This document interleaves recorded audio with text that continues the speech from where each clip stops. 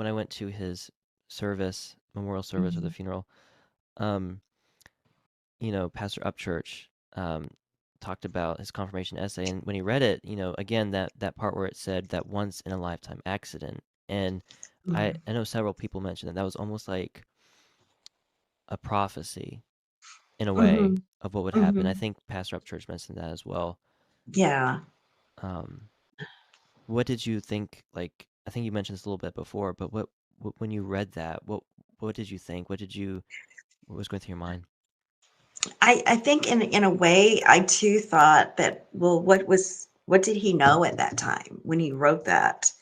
Um, and then not too long ago, like I just mentioned before, I thought, well, maybe this was for me and my family, that he's going to help you get through this once in a lifetime accident of losing my son. Right.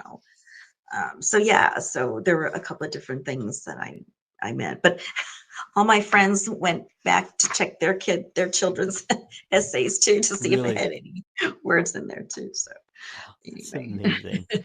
yeah. And because it's almost like, um,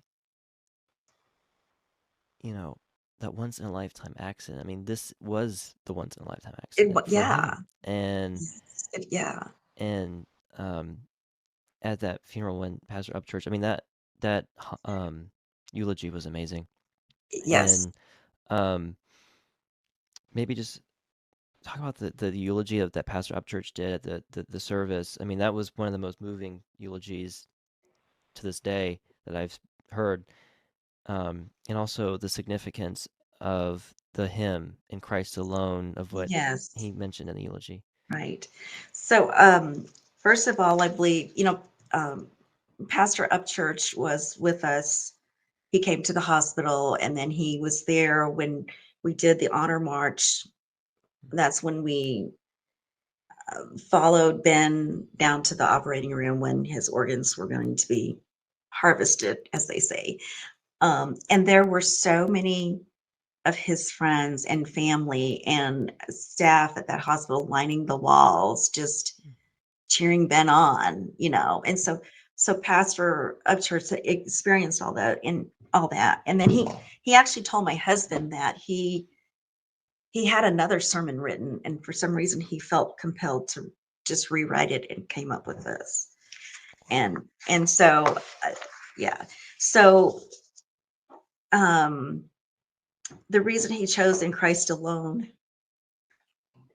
And the reason he chose Christ alone is because in 2016 Ben went to the National Youth Gathering in New Orleans, and that was the theme of of the youth gathering in Christ alone, and they sang it that way.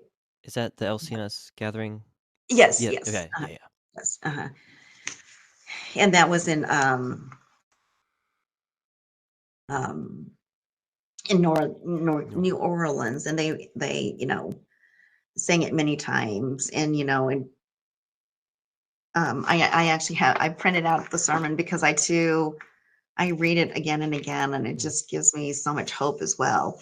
And and it tells the story of Christ's victory over sin and death, and that um, through faith in Him, we can also overcome sin and death. But then he kind of broke that down a little bit. He said the last word of that phrase alone, and he mentioned how you really wouldn't associate that with Ben because he had friends and family and was always with somebody.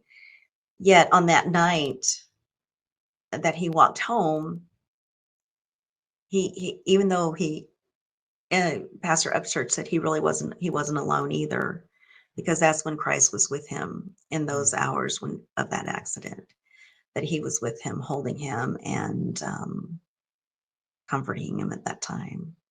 And so that was and then Pastor Upchurch went to say that it's important. The first two words too are important. In Christ, we aren't alone. Mm. You know, and um, and And then he said that, Ben was he was actually baptized by my dad in France. And because he was baptized, he wasn't alone. He was a child of God. And Mm. Ben wasn't perfect by any means, but, Who is? yeah.